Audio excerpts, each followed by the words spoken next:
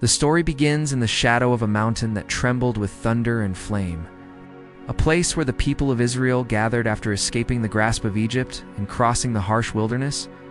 Sinai rose before them like a burning peak, wrapped in cloud and lightning, as though the very heavens bent low to touch the rugged earth.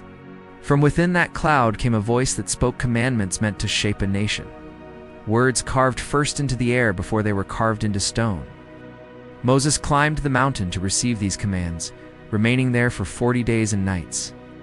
Hidden from the eyes of the people who waited below with a mixture of awe and fear.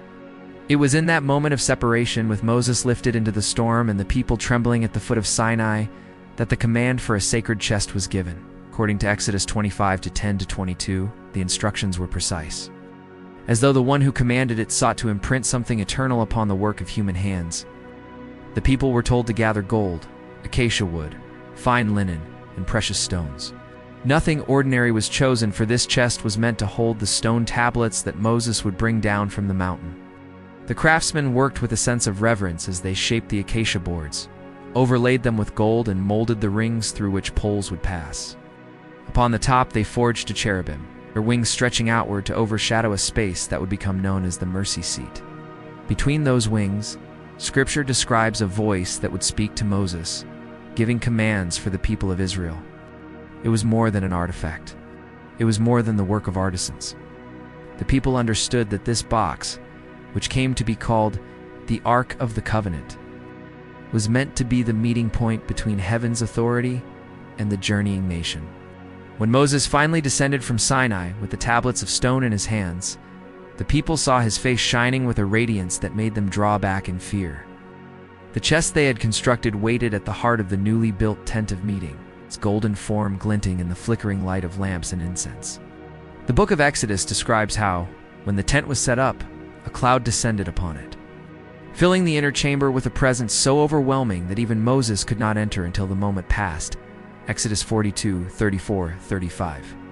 This was the beginning of the Ark's journey, not merely as an artifact of worship, but as the symbol of guidance in the wilderness. Whenever the cloud lifted, the people set out, and when it rested, they halted. Each time they moved, the priests lifted the poles of the ark and walked ahead of the people, as though the future of the entire nation was bound to the direction of the sacred chest. The wilderness was harsh and unyielding, yet the ark served as the focal point of their movement, a reminder that they were not wandering without purpose. In Numbers 10:35, Moses would cry out, "Rise up, O Lord, and let your enemies be scattered," as the priests bore the chest forward. It is said that the ground trembled under their feet, as though the very earth recognized the passage of something set apart from the ordinary world. The people followed the ark as though they followed a shepherd, trusting that wherever it led, there would be water, shelter, or victory. Yet the wilderness was not only a place of survival, it was a place of shaping, where their fears, rebellions, and hopes were all confronted beneath the vast desert sky. As the years passed, the ark became intertwined with the identity of the people. When they crossed the Jordan River into the land that had been promised to their ancestors, the priests stepped into the waters, carrying the ark on their shoulders. Joshua 3:15-17 describes how the river, swollen with spring floods, parted before them, rising up like a wall on one side while flowing away on the other, until the ground beneath the priests' feet grew dry. The nation crossed in awe, for they had once seen the Red Sea open under Moses' leadership, and now they witnessed a second wonder at the beginning of a new chapter. The ark stood firm in the heart of the river until every tribe had made the passage. It was no longer only a symbol of commands. It had become a symbol of movement, transition, and promise fulfilled. Soon after, the ark played a central role in the fall of Jericho. As Joshua received instructions for the conquest, he was told that priests should carry the ark around the city walls for 7 days. On the 7th day, with trumpets sounding and the people shouting as one, the walls collapsed. The ark was not used as a weapon, but as a sign of authority that accompanied the people in moments when ordinary strength could not achieve what was required. It was as though the very presence that spoke from between the cherubim extended outward, unsettling the foundations of stone and pride. Throughout these years, the ark remained in the care of priests, who had learned to approach it with caution and reverence. It was not something to be touched casually, for the book of Leviticus had established strict rituals and boundaries. To carry it improperly was to invite danger, a truth that would become painfully evident in later generations. Yet within these early chapters of its journey, the ark moved with the people as a steady companion hidden within veils of fabric carried on shoulders. Resting beneath the open sky, or within the tent, yet always central to their story. As the nation settled into the land, as fields grew fertile and cities rose from the dust, the ark would soon find itself entering a new era marked by conflicts, uncertainty, and shifting leadership. Though the people now had homes and walls, the sacred chest would continue to reveal its significance in moments of triumph and tragedy. The ark's journey was far from complete, and in the seasons ahead, it would move from tabernacle to battlefield. From victory to capture, from obscurity to renewed honor.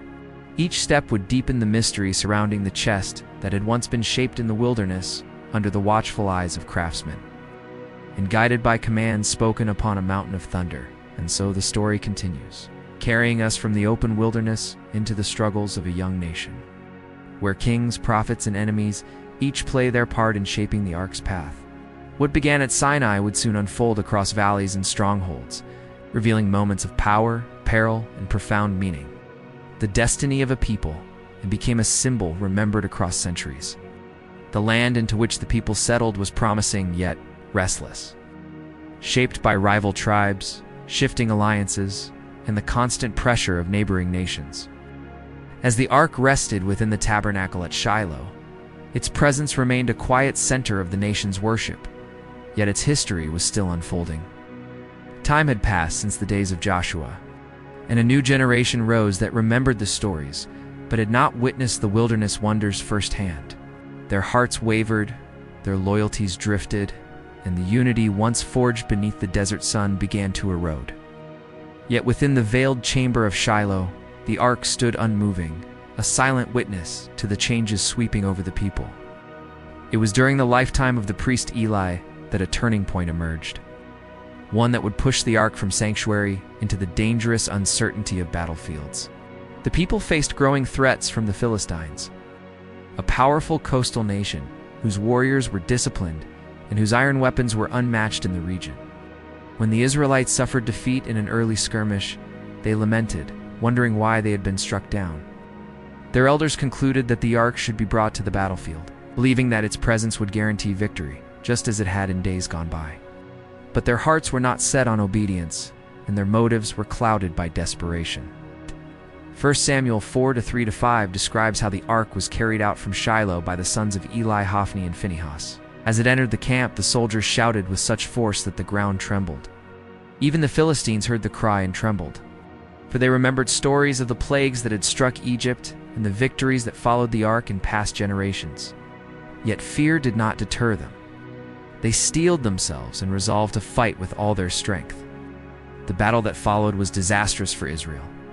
The ark, which had been brought as though it were a banner of triumph, did not shield them from the consequences of their unfaithfulness.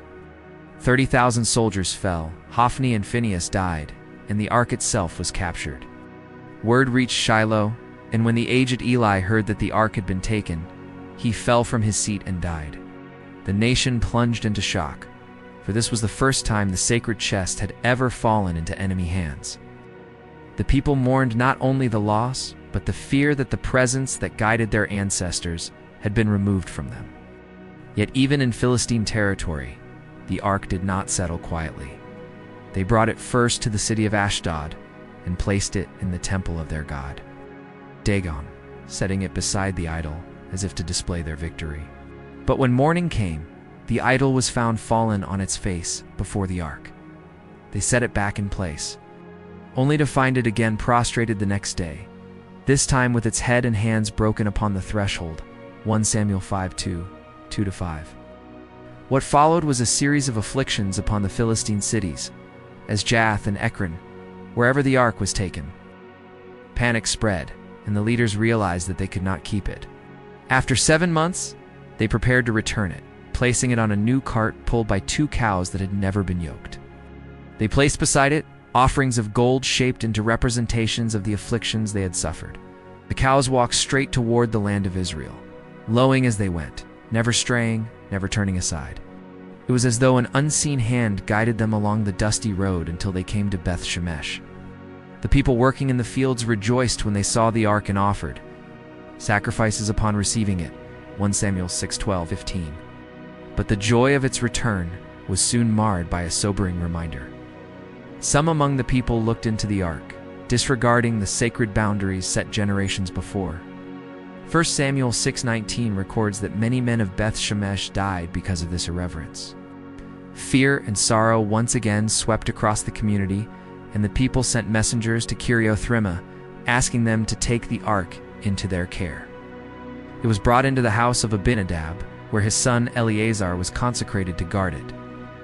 For 20 years the ark remained there, resting in quietness upon a hill, while the hearts of Israel slowly began to turn back from wandering paths.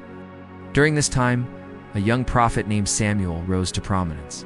His wisdom, courage, and unwavering dedication brought the people into a season of renewed faith. Under his guidance, they set aside their idols and sought restoration. The ark did not move during these years, yet its presence remained a reminder of what they had lost and what they longed to. Reclaimed the assurance that their history was shaped not by strength alone but by alignment with the commands given at Sinai. As the ark rested within Abinadab's house, generations changed, and whispers grew of a new leader among the people.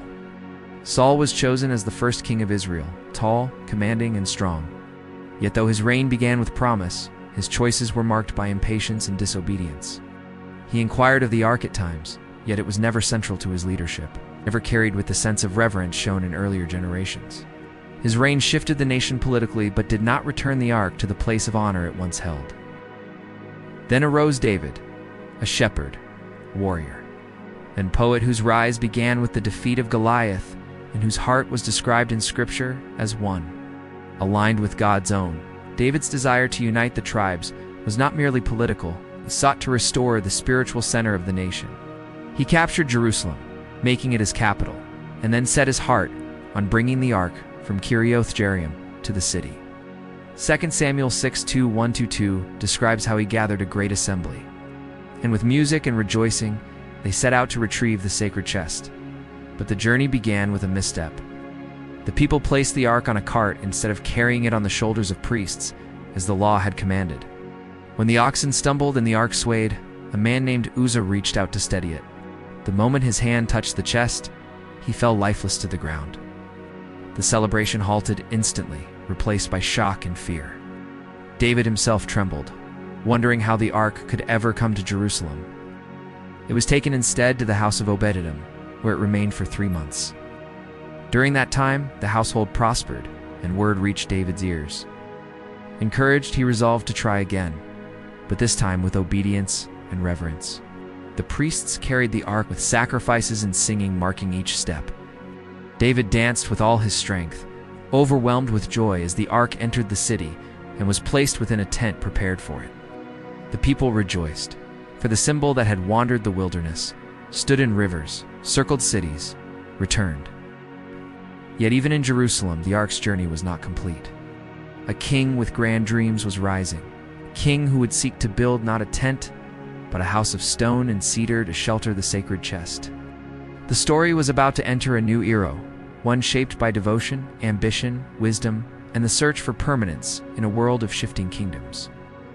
The reign of David marked a turning point in the story of the covenant box. Yet its journey did not end beneath the tent he had prepared in Jerusalem. David's heart longed for something more enduring, something worthy of the sacred chest that had traveled through deserts, rivers, and wars. The ark now rested in the center of the nation, but David knew that the tent of curtains and poles, though crafted with care, was only a temporary shelter. He dreamed of a structure built from cedar, stone, and gold, a house that would reflect the honor the ark commanded. But the time for such a structure did not belong to him. Though he was a king of courage and devotion, his hands had known the weight of battle too often. According to 1 Chronicles 22-8, he was told that a man of peace, not a man of war, would build the house for the ark. That honor would fall to his son Solomon, whose wisdom would become famed across kingdoms, and whose reign would usher in an age of prosperity. When David's days came to an end, and Solomon ascended the throne, the dream began to take shape in stone and timber. Solomon's craftsmen were among the finest in the region, drawing upon resources from far beyond Israel's borders. Cedar logs were floated down from the forests of Lebanon. Stonecutters shaped massive blocks so precise that they fit together without sound. Artisans forged gold panels, carved engravings, and wove rich fabrics to adorn the inner chambers. The people watched as the structure rose on Mount Moriah, its gleaming courts reflecting the sunlight, and its towering walls promising a dwelling place unlike any the nation had ever known. The building of the temple consumed 7 years, a labor of dedication and skill. Yet the structure itself was only a preparation for the moment that would define it. A house becomes a sanctuary only when the presence within it gives it meaning. And so, once the final stones were set and the pillars rose like ancient sentinels, Solomon turned his attention to the ark, still resting beneath the tent where David had placed it. 2 Chronicles 5:2-5 describes how Solomon assembled the elders, priests, and leaders of the tribes for the great procession. This was not a mere ceremony, it was the culmination of centuries of longing, struggle, movement, and hope. The priests approached the ark with reverence, lifting the poles and carrying it on their shoulders as generations before them had been commanded. The city stirred with anticipation as the chest emerged from the tent, its golden surface reflecting the flickering light of lamps and the shimmering glow of daylight. The procession moved toward the temple, accompanied by musicians, trumpets, and the singing of Levites whose voices rose in unison like a river of sound. As the ark approached, the musicians played with increasing fervor, and the people watched with breathless expectation. The priests carried the ark into the inner sanctuary, the most holy place, and set it beneath the wings of the great cherubim Solomon had crafted. Their wings stretched from wall to wall, overshadowing the ark, just as the original cherubim overshadowed the mercy seat carved in the wilderness, 1 Kings 8:6-7. Inside the chamber, the poles were no longer removed as before, but extended outward so their ends could be seen from the holy place, reminding all who entered that the ark was not merely a relic hidden away, but the heart of the temple itself. Within it lay the stone tablets that Moses had brought down from Sinai, silent witnesses to the covenant made generations earlier, 1 Kings 8-9. When the priests emerged from the sanctuary, something extraordinary took place. A cloud filled the temple, so thick and overwhelming that the priests could not stand to minister. The chronicler records that the glory of the Lord filled the house, 1 Kings 8:10-11, just as the cloud had once filled the tent of meeting in the wilderness. The temple became not merely a structure of stone and gold, but a dwelling place that echoed with the same presence that had guided the people from Sinai to Canaan. Solomon then offered a prayer unlike any spoken before in the nation's history. Standing before the altar with the assembly gathered behind him, he lifted his voice in a plea for mercy, justice, and guidance. His words recognized that no structure, no matter how magnificent, could contain the one who shaped the heavens and earth, 1 Kings 8:27. Yet he asked that prayers offered toward the temple be heard at the people, in moments of famine, conflict, sin, and sorrow, might find restoration through the covenant embodied within the ark. As he prayed, the people felt the weight of generations converge upon this moment, and they knew they were witnessing not the end of the ark's story, but a new beginning. In the years that followed, the temple became the heart of Israel's worship. Pilgrims traveled from distant settlements to bring offerings, seek forgiveness, and offer thanksgiving. Priests tended the lampstands, the altar of incense, and the offerings day by day. Yet behind the great veil of the sanctuary, the ark rested in stillness, hidden from human eyes. Only the high priest entered the most holy place, and only once each year, on the Day of Atonement. To offer atonement for the nation, Leviticus 16:2-34. Even then, he approached the ark only with incense, letting the smoke veil the chest so he would not see it directly. As time passed, Israel flourished in ways it had never known before. Kings from distant lands sent treasures, traders carried goods through the land.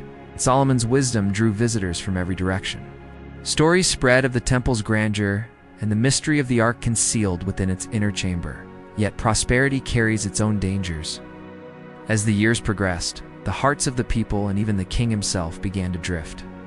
Alliances with foreign nations brought influences that weakened the unity of worship, and Solomon's later years were clouded by decisions that fractured the unity of the kingdom. After his death, the nation divided into two kingdoms, Israel in the north and Judah in the south. The temple remained in Jerusalem, but the unity that once defined the people began to unravel. Through these turbulent changes, the ark remained hidden within the temple. Generations came and went without ever seeing it, yet they spoke of it with reverence, knowing that within the dark chamber rested the symbol of their history, their covenant, and their purpose. But the peace that had once surrounded Jerusalem began to crumble as enemies rose. Kings faltered, and prophets warned of consequences yet unheeded. Storm clouds were gathering over the land, and the ark, which had survived battles, exile, and wandering, would soon face a new chapter marked by uncertainty, disappearance, and enduring mystery.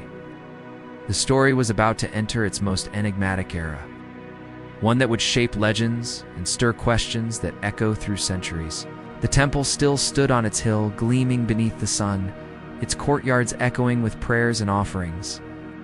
Yet beneath the surface of rituals and ceremonies, a slow unraveling began. Kings rose and fell, some seeking to restore the ancient commands, others turning toward foreign customs that weakened the devotion that once bound the people together. Prophets warned with voices filled with urgency, yet their words often fell upon hearts unwilling to listen. Within the innermost chamber of the temple, the ark remained unmoving, veiled behind the thick curtain embroidered with cherubim. It had survived the storms of tribal wars, foreign threats, and national rebellions during the days of judges and kings.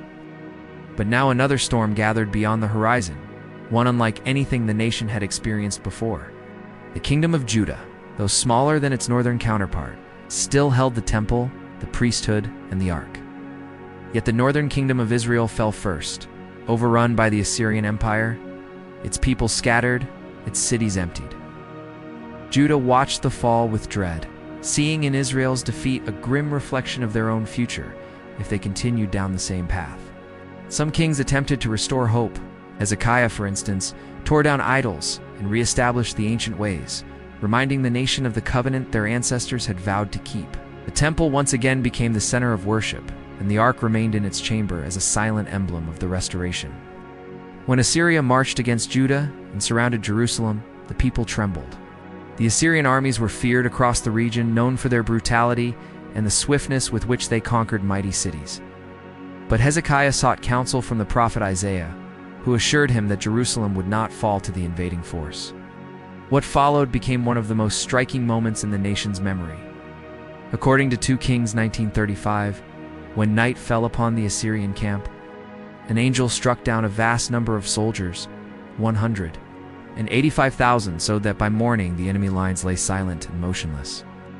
The people of Jerusalem awoke to a dawn free of siege, a moment etched into their history as a reminder that even when surrounded by shadows, their cries were not ignored. But as years passed, the nation did not remain steadfast. Subsequent kings wavered between devotion and rebellion. Some restored the ancient ways with sincerity. Others filled the land with practices that eroded the covenant their forefathers had sworn.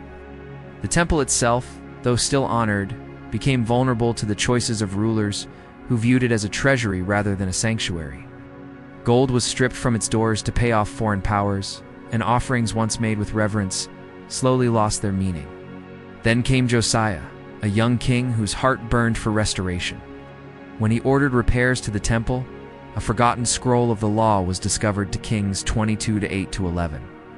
Its words struck him like a lightning flash, tore his garments in grief, realizing how far the nation had drifted. With fierce determination, he tore down shrines, desecrated pagan altars, and renewed the covenant before the people. His reforms brought hope, but they did not halt the turning of the tide. Babylon rose with unstoppable force, sweeping across the lands like a storm driven by ancient winds. One by one, the cities that had once stood firm against invaders fell to their armies. Their king, Nebuchadnezzar, was relentless, and soon the threat that had once seemed distant pressed against the very gates of Jerusalem. When Babylon first besieged the city, Treasures from the temple were carried away, gold vessels, furnishings, and sacred objects taken as plunder. Yet even then, the ark remained untouched, hidden behind the veil. But the siege did not end there. Judah rebelled again, and Babylon returned with fury. The final siege lasted long and left the people starving, scattered, and desperate. The temple, the pride of Solomon's era, became a target not for looting alone, but for destruction. 2 Kings 25:9-15 describes how the Babylonians burned the temple, tore down the walls of the city, and carried off the remaining treasures. Yet in this account, the ark is not mentioned. It does not appear among the list of plundered items. It is simply absenteeous, though it had passed into shadow before the flames reached the sanctuary. This silence is one of the greatest mysteries in the scriptures.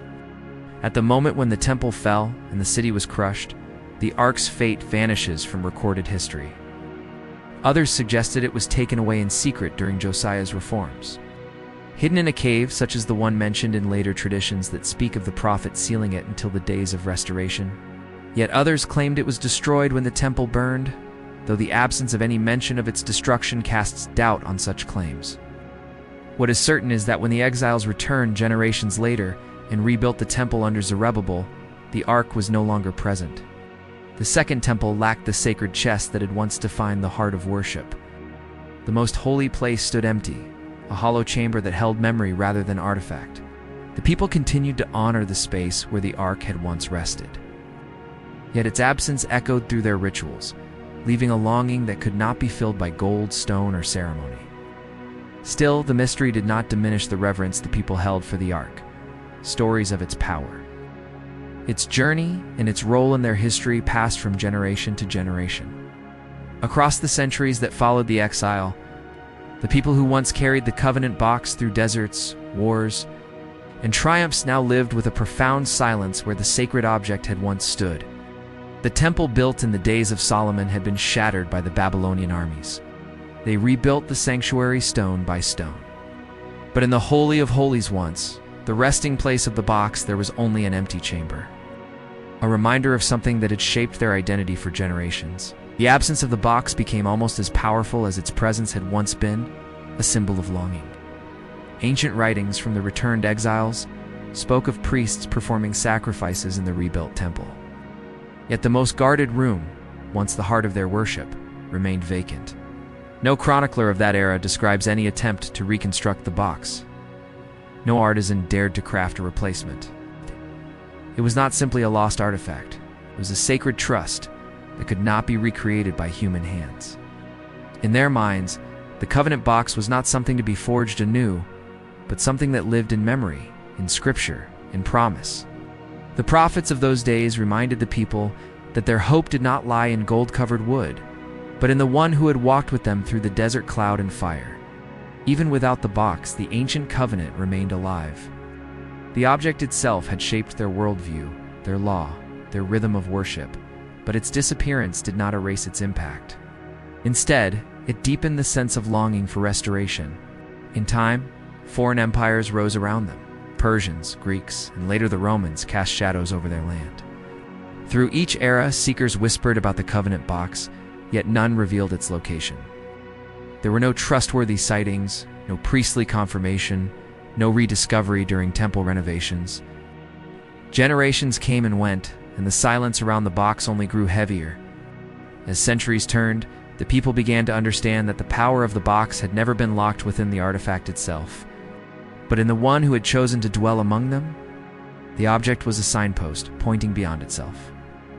When the Second Temple stood in splendor, decorated and expanded under the reign of a foreign-backed king, the inner chamber remained empty, and yet worship continued. The high priest entered the most holy place once a year, as commanded in ancient law, offering incense and atonement. But he stood alone in an empty room, speaking prayers once spoken before the golden box. The absence itself became part of the ritual, a reminder that faith had grown beyond the physical object. Eventually, the Second Temple, too, fell to foreign armies. Fire consumed its walls, and its courts were torn apart stone by stone. If any hope remained that the covenant box might be found hidden somewhere within that sanctuary, the destruction extinguished that dream. With no traces left, the fate of the box passed fully into the realm of remembrance and scholarly debate. Its location became one of the great unanswered mysteries of the ancient world. Yet even in loss, the story of the box continued to shape the identity of millions. In time, scholars, travelers, and explorers from distant lands attempted to trace its final journey. Some searched ancient caves, others followed traditions leading to far-off mountains. Few studied forgotten texts, hoping for a final clue, but none succeeded. The silence remained unbroken. Perhaps that silence carried meaning. For the box had never been a treasure meant to be displayed among artifacts. It was a symbol of relationship, a reminder that the people were never alone. Its disappearance forced them to remember that their story remained rooted not in an object, but in the presence that the object once represented. Even today, students of history and scripture look back across the long arc of centuries and see the covenant box as one of the most striking symbols to emerge from the ancient world. Crafted in the wilderness, carried through battles, captured and returned, enthroned in a temple of gold, and finally disappearing into the mists of history, it stands as a reminder of how ancient people understood the sacred. Its journey mirrors their own, marked by wandering, conflict, triumph, exile, and return. Whether one views the box through historical analysis, mythological resonance, or spiritual reflection, its impact is undeniable. The final legacy of the covenant box rests not in knowing where it is, but in understanding why its story mattered. It shaped kings and prophets. It united tribes in the wilderness, stood at the center of victory and at the heart of worship. And though it vanished, its influence did not fade. The memory of the box continues to inspire, to provoke questions, to stir imagination. Its story remains unfinished, inviting each generation to consider what it meant for a people to believe that the presence of their God walked with them. Not as an idea, but as a living reality moving beside them through desert and storm. And so the narrative closes not with a discovery, but with an open horizon. The box may remain hidden, waiting beyond the reach of time, or its story may be complete, leaving only memory and the writings preserved through ages. But its message endures, that the presence once symbolized within wood and gold has never been confined to a single place. The ancient wanderers carried the box because it reminded them of who they were and whose they were. Echoing through scripture, history, and myth, drawing the hearts of all who listen to the story of the covenant box and feel in its mystery a longing for the presence that once traveled with a people through the wilderness. From the wilderness of Sinai to the grandeur of Solomon's temple, the covenant box guided a people through deserts, battles, and the heights of devotion. It witnessed triumph and defeat, was captured and returned, and ultimately vanished into history, leaving behind a legacy that transcends gold and stone. Its story is not merely of wood and cherubim, but of a presence that shaped the destiny of a nation, inspired faith across generations, and kindled wonder in hearts that seek meaning. Though the ark itself is lost, its journey remains eternal, a reminder that the sacred is never confined, and hope endures beyond what we can see. Hit that like button, subscribe, and turn on the bell. More Bible figures await.